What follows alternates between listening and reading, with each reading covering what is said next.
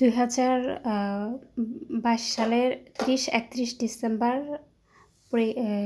শততম নিবন্ধন প্রিলি পরীক্ষা দিলাম নোয়াখালীতে গিয়ে। পরপর 2 দিন হয়েছে, একদম ঠান্ডার মধ্যে। মানে আমি পুরাই মানে এত আইস ছিল, আমি অনেক বেশি লো ফিল হয়ে গেছিলাম। তারপরে তারপরে ফেব্রুয়ারিতে কি হয়েছে, রেজাল্ট দিয়ে ফেলেছে। যেহেতু প্রিলিতে 40 পাইলে পাস, তো আমি প্রিলি প্রিপারেশান দিয়ে আমি কিন্তু এই প্রিলি 2টা পাস করে যাই। তখন আমার 2022-23 সালে আমার মাস্টার্স পরীক্ষা চলছিল। তো আমি মাস্টার্স পরীক্ষা যেহেতু এমএসসি ম্যাথ মাস্টার্স করতেছিলাম, তো পরীক্ষার জন্য এগুলো অনেক হার্ড। ওই জন্য আমি প্র্যাকটিস করতাম। তারপরে হচ্ছে যে তখন আমি কিন্তু 2022 সালে পরীক্ষা দিয়েছিলাম, যখন বিসিএস পরীক্ষা চলতেছিল, 44তম বিসিএস।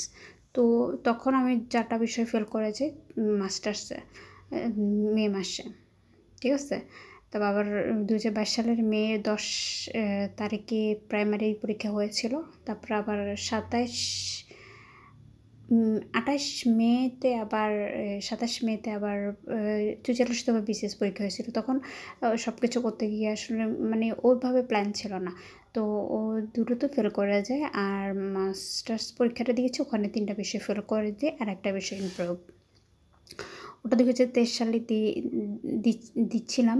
তারপরে ফেব্রুয়ারিতে আমার 2023 ফেব্রুয়ারিতে আমার প্রিলি রেজাল্ট দিয়ে দিল যে আমি 2টো প্রিলি কোয়ালিফাই করেছি। অনেক খুশি, কারণ লাইফে ফার্স্ট টাইম আমি প্রিলি পাস করেছি।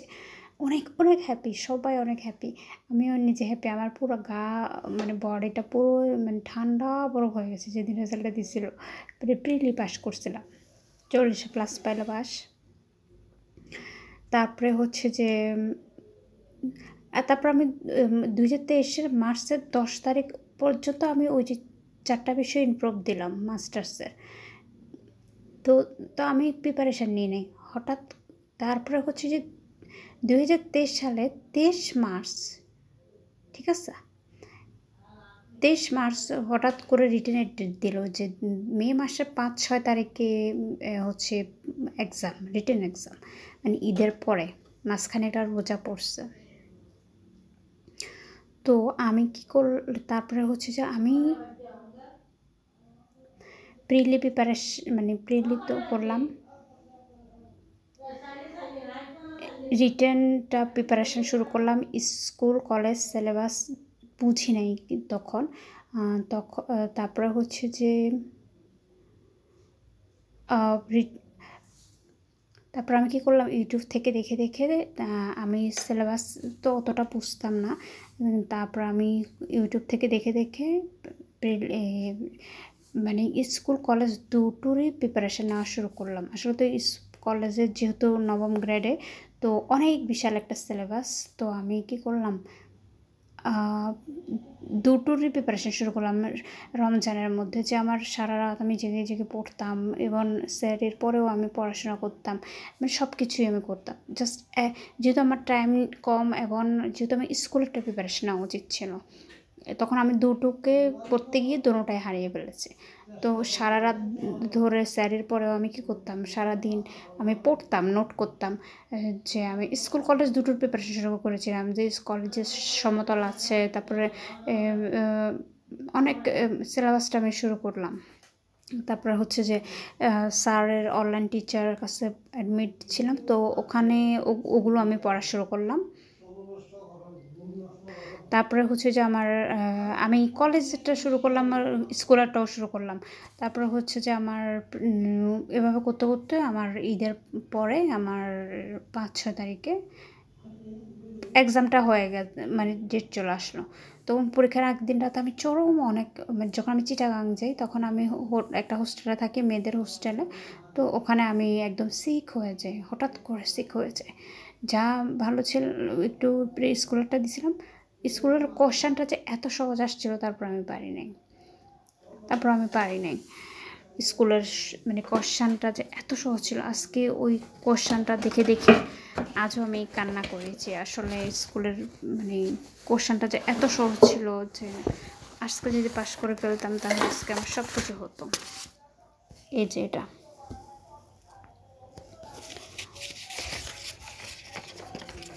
এত সহজ ছিল, মানে পৃথিবীর ইতিহাসে প্রথম। তারপর আমি দুটোতে তারপরে এটা কলেজটা দিলাম ১৭তম। তো দুটোতে আমি পরে আমার রেজাল্ট আসলো কি ২০২৩ সালের অক্টোবরের সময়টাতে আমার রেজাল্ট আসলো কি ফেল আসলো দুটোতে, নট কোয়ালিফাই। তারপরে হচ্ছে যে 2024 সালে আমি কি করলাম 15 মার্চ মাসে চিটাগং গিয়ে আমি সকাল বিকাল দুটোই পরীক্ষা দিলাম প্রিলি। তো 18তম প্রিলির নিবন্ধন টিকে গেলাম এনআরটিসি। তারপরে হচ্ছে যে আমার তারপরে আবার আমি প্র্যাকটিস করি না, আমি শুধু নোট করতেছি প্র্যাকটিস করি নাই। তার মধ্যে আবার প্রাইমারিটা ছিল 30 মার্চ 2024। তো প্রাইমারিটা আমি কোয়ালিফাই করে ফেলি, যেহেতু প্রিলি ছিল ভাইবা দিয়েছি, বাট এক্সামটা মানে রেজাল্ট আসেনি। নারী কোটা বা বিজ্ঞান কোটা আমি পাইতাম, কিন্তু তারপর আমার রেজাল্ট আসেনি।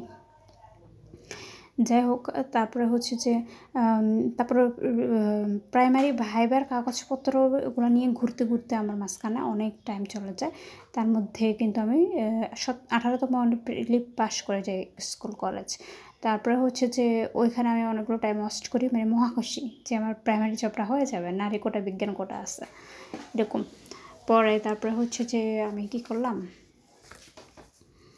তারপরে হচ্ছে আবার তারপরে চিটাগং গিয়ে আমি পরীক্ষাটা দিলাম রিটেন, 18তম নিবন্ধন রিটেন দিলাম।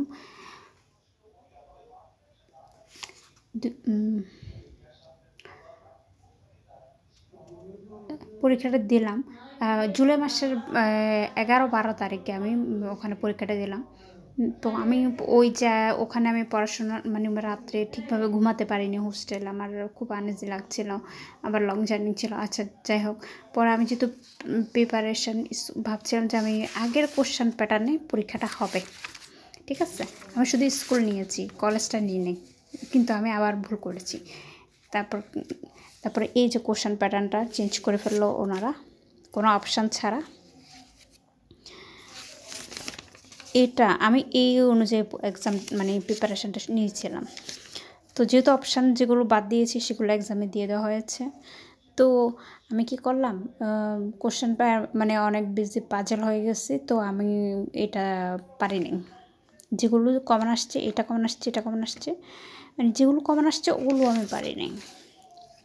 তারপরে হচ্ছে আমি কলেজেরটা দিলাম, কলেজে এখানে আচ্ছা কলেজের প্রিপারেশন আমি নিই না, কিন্তু কলেজে অনেক সহজ কোশ্চেন এসেছে, একদম ভাইরাল টপিক্সের ভাইরাল ম্যাথগুলো দিয়ে ফেলেছে, তো একদম ইজি এসেছে। তো এখানে অনেকে 80+ মার্কও পাবে, অনেক সহজ এসেছে। তো ওখানে তারপর আমি তারপর দুটোতেই ফেল আসলো। কিছুদিন আগে পরে দিল 15 অক্টোবর 2024 রেজাল্ট দিল, পর আমি দুটোতেই ফেল আসার তারপরে হচ্ছে যে তারপর 30 অক্টোবর 2024 সালে প্রাইমারি রেজাল্ট দিল, ওটা তো ফেল আসলো।